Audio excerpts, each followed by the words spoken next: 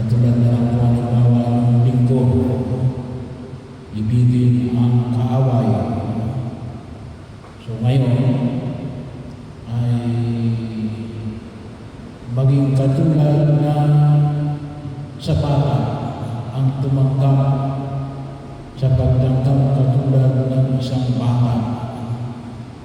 Maging huli. Ang sino mang nais sa maging una ay maging huli at maging lingkod ng lahat. Ito ay kabaligtaran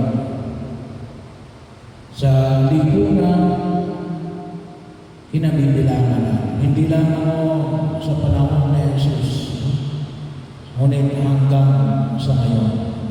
Sinabi mong lingkod, alipin. Paano ka maging dakila? Ay ikaw ay alipin.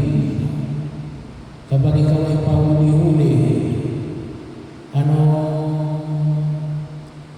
mararamdaman mo?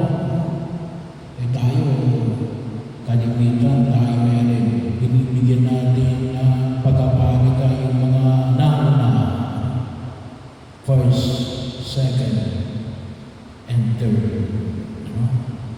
So bahagi yun, pabilisan, pamadalian, pagalingan, paunahan, bahagi yun, kahit ano sa eskwelahan, meron tayong with honors. Ngayon na lang, medyo mas marami ngayon ang with honors kaysa nung una. Nung una yun din. Ilan lamang ang honors. Ngayon, halos kalahati na ng klase. Isang iba ay more than half ay with honors. So, yun ang binibigyan ng pagpapahalaga. Hindi yung huli, hindi yung kulala, hindi yung naglilingkod. Sabi nga natin, paano ba ito? Halimbawa na lamang sa sales, hindi ka pwedeng pa-uli-uli. Wala kang ibebenta. Eh, kapag sa sales, kailangan ikaw yung una, ikaw dapat ang mas maraming benta. Wala. Maaaring ang may benta ka, pero iilan lang yun. Eh, lalo na kapag pauli-uli ka, wala kang benta. Ano ang iuwi mo sa iyong pamilya? Bahagi rin mo yun. Kahit na siguro sa pamilya, alam natin sa pamilya. Yung pinapakinggan kalimitan na yun. Yung unang nagsumbong, kapag ikaw ay huling nagsumbong, kalimitan, hindi naman lahat. Ay ikaw ang may mali. Ang unang nagsumbong, yun ang pinapanigan, kalimitan. Kasi paunahan na eh. Pero ano yung hamon ay pinapahayag sa amin ng buhay? Hindi naman ang mga na ikaw ay hinahayaan mo na mabuto kasi wala kang savings. Pero yung pinapahayag nito natin na yung pamatayan ng pagkilos siya kababaan ng Lord, yung pagtitiwala na makita mo na yung sarili mo ay tunay na mababang loob. Hindi mo kinakailangan ipangalandakan. Ano ba yung mga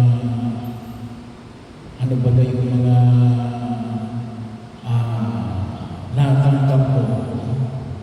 Ano ba yung mga awards mo? Ano ba yung mga kayamanan mo? Ano ba yung narating mo sa buhay? Bahagi mo yun.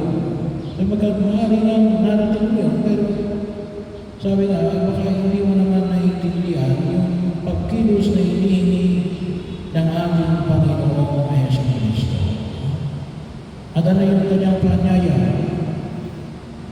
kababaan ng kalooban.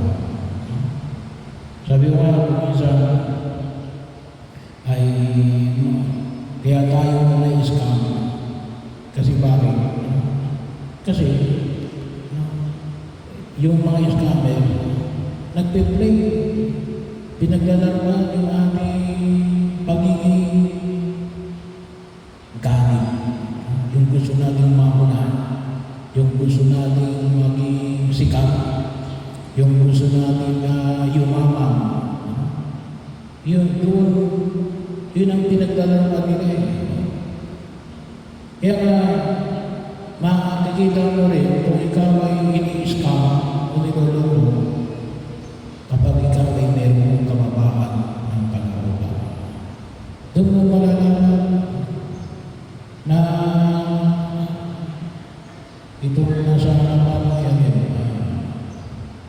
nagyayabang lamang. Gusto pa lamang umuwi. At yun ay image na ibinigay na essentially pagiging bata. Medyo mahirap sapagkat lalo-lalo ng panahon na Jesus. Pag sinabi mong bata, alin, wala kang kwenta. Bata ka lang. Hindi ka binibilang.